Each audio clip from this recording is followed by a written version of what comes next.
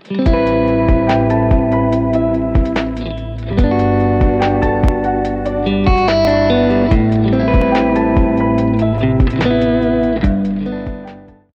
आप देख रहे हैं पावर कॉरिडोर और मैं हूँ आपके साथ पारिजात।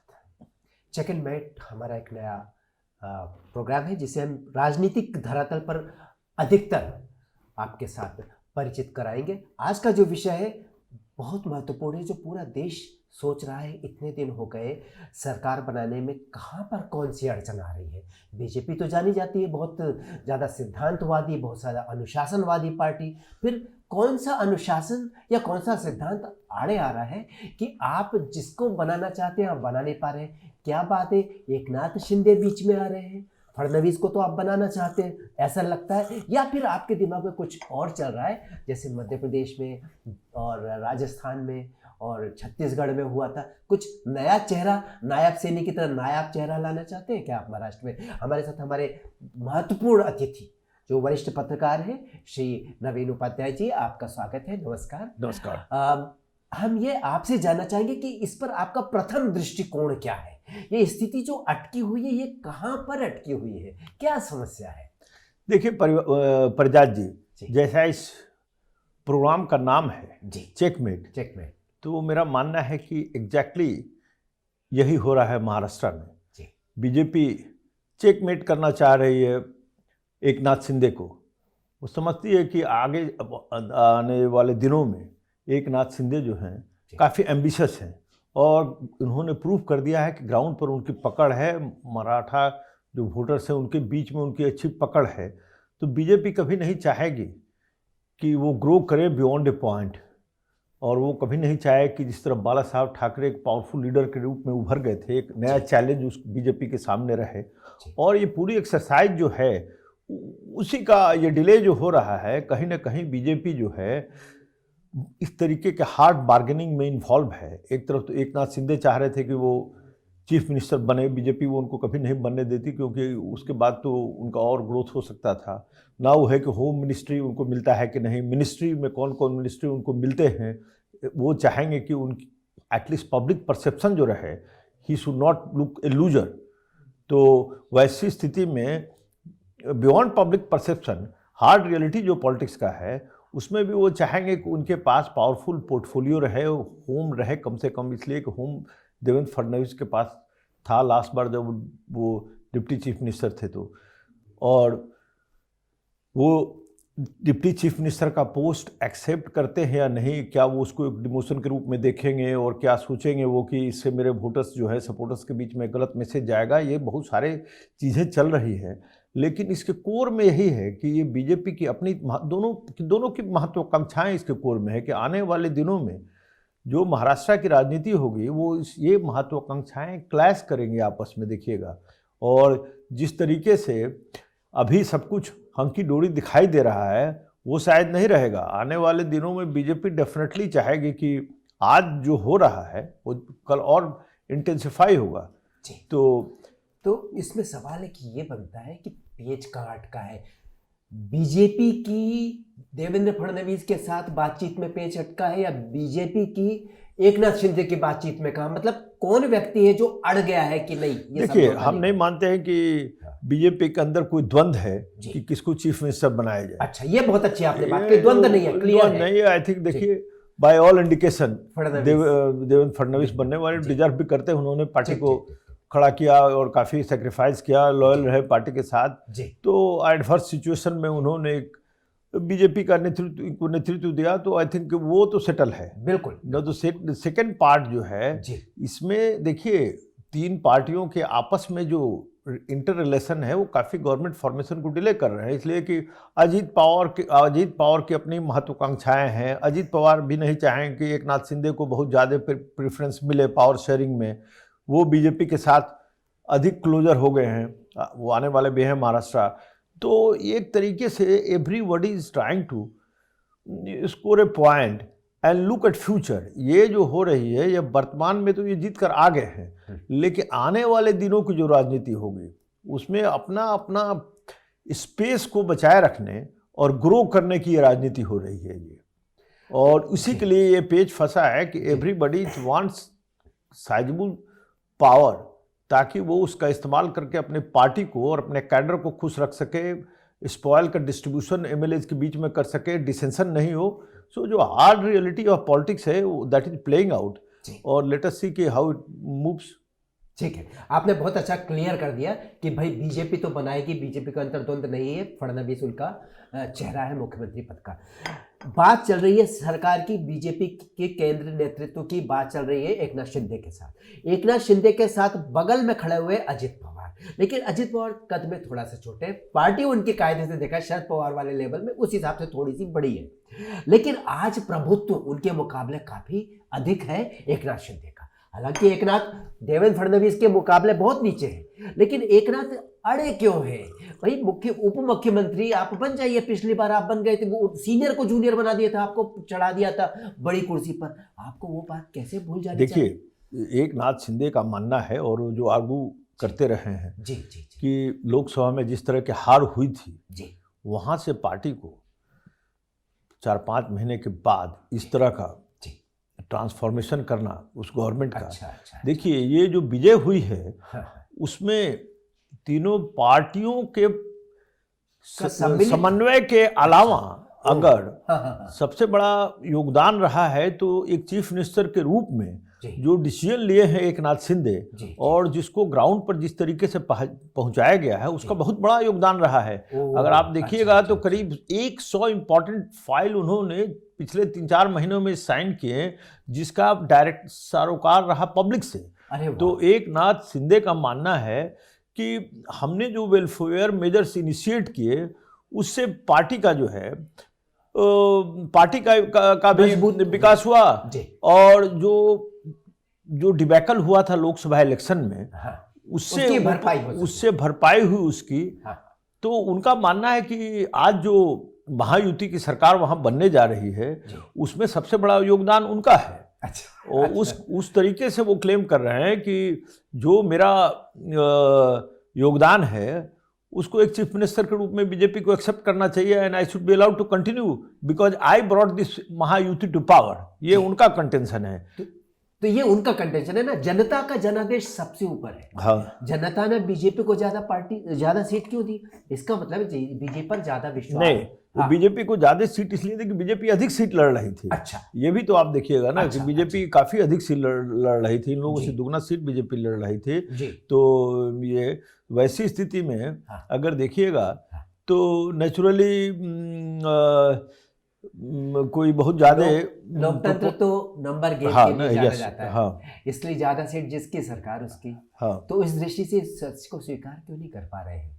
देखिए, राजनीति में हमेशा बार्गेनिंग होती है, हार्ड बार्गेनिंग होती है राजनीति में, और सच को स्वीकार करना इतना आसान नहीं होता है कि जो सच आपको एक्सेप्ट करने के लिए कहा जा रहा है हो सकता है कि वो बहुत बड़ा बिटर पिल हो। समझ रहे हैं ना?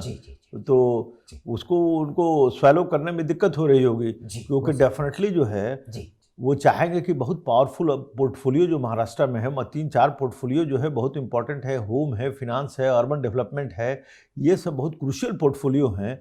और अगर ये पोर्टफोलियो उनको नहीं दिए जाते हैं, उनका चीफ मिनिस्टर का पोस्ट चला जाए और केवल डिप्टी चीफ मिनिस्टर बन के वो रहें, तो शायद वो उनके लिए बहुत बड़ी शर्मनाक स्थिति होगी। तो ये पोर्टफोलियो की डिस्ट्रीब्यूशन की लड़ाई है कि किसमें क्या मिलेगा। जी, तो बेसिकली ये पोर्टफोलियो वाला मामला है कि डिप्टी चीफ मिनिस्टर बनने के बाद भी उनको चाहिए कि उन्हें वो पोर्टफोलियो मिले जो क्रीमी हो, पावरफुल हो, स्ट्रांग हो। कितना मंत्रालय उनको मिलता है, उनके जो साथ एमएलए हैं उनके एस्पिरेशंस होंगे, कहाँ उनको एकोमोडेट करना है।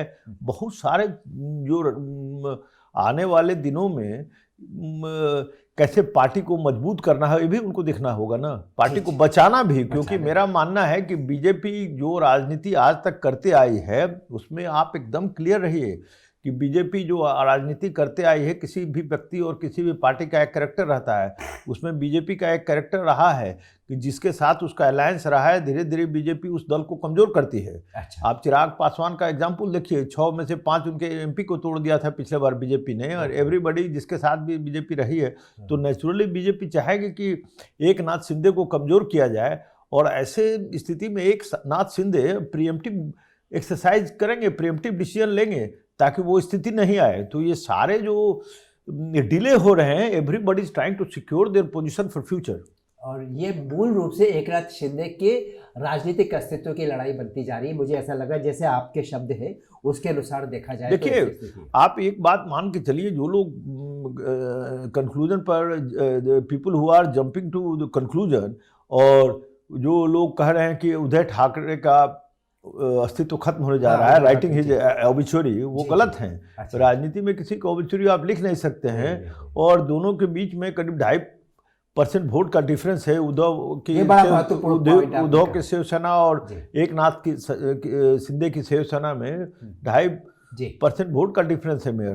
तो ये पासा अगले इलेक्शन में एकदम पलट सकता है, ये जान लीजिए। तो लेकिन देश के सामने बड़ा गलत मैसेज जा रहा है। बीजेपी अभी तक कितने दिनों का कांग्रेस वाली स्थिति है कि सिर्फ इस वजह से कि अभी तक तय नहीं हो पाया मुख्यमंत्री किसको बनाया जाए, लेट होता जा रहा है, सरकार का काम रुका हुआ है। महाराष्ट्र इतना बड़ा प्रदेश है, वहाँ के जन सरोकार के विषयों पर काम, मतलब ये सरकार को इस बात का ध्यान नहीं रखना चाहिए कि जनता के भी संदेश आ रहा है कि भाई कुर्सी की लड़ाई के चक्कर में लेट हो रहा है सारा मामला। तो इसमें कोई बीच का रास्ता, मतलब मुझे तो नहीं लगता कि निकलेगा। एकनाथ शिंदे, देखिए, कल तक हमको लगता है कि रास्ता निकल जाएगा। अच्छा। क्योंकि ultimately they have to form a government. आपका पब्लिक में उनको भी बिक्रिंग हो रही है, पब्लिक में उनको भी एम्बेरसमेंट हो रहा है, तो रास्ता निकल जाएगा, सरकार बन जाएगी। तो कैसे देवेंद्र फडणवीस चीफ मिनिस्टर बन जाएंगे, बाय लार्ज लोग सेटल कर जाएंगे। बट आई टेल यू कि ये जो स्टार्ट हुआ है, डिले जो हुआ है, और जहां ये मिसट्रस्ट है, it will continue to grow. और आने वाले दिनों में महाराष्ट्र की राजनीति में इसी चीज़ों पर ध्यान देना पड़ेगा, क्योंकि भले वो टीवी कैमरा के लिए कुछ भी लीडर्स कहते रहें, but I think Eknath Shinde जो हैं वो इस बात के लिए उनको तैयार रहना पड़ेगा कि डेफिनेटली बीजेपी उनकी पार्टी को इतना सशक्त जो आज हैं वो नहीं चाहेगी कि उतना सशक्त वो रहे आने वाले दिनों में। और ऐसी स्थिति में उनको अपने वर्चस्व के लिए डिप्लोमेटिक और ये पॉलिटिकल लड़ाई जो है वो with in the government and outside the government, वो दोनों उनको लड़ती रहनी पड़ेगी। आपके शब्दों से ये अनुमान लगता है कि जो डिले हुआ है ये बीजेपी और एकनाथ शिंदे के रिश्ते के खात्मे की शुरुआत है।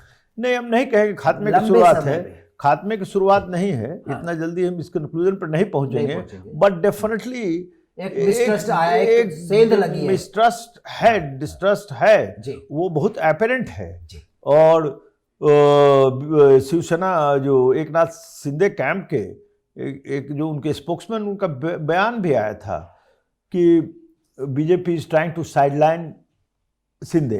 देखिए, ऑन रिकॉर्ड उन्होंने कहा था। इसलिए जो हम कह रहे हैं वो केवल स्पेकुलेशन नहीं है, there is a background to it.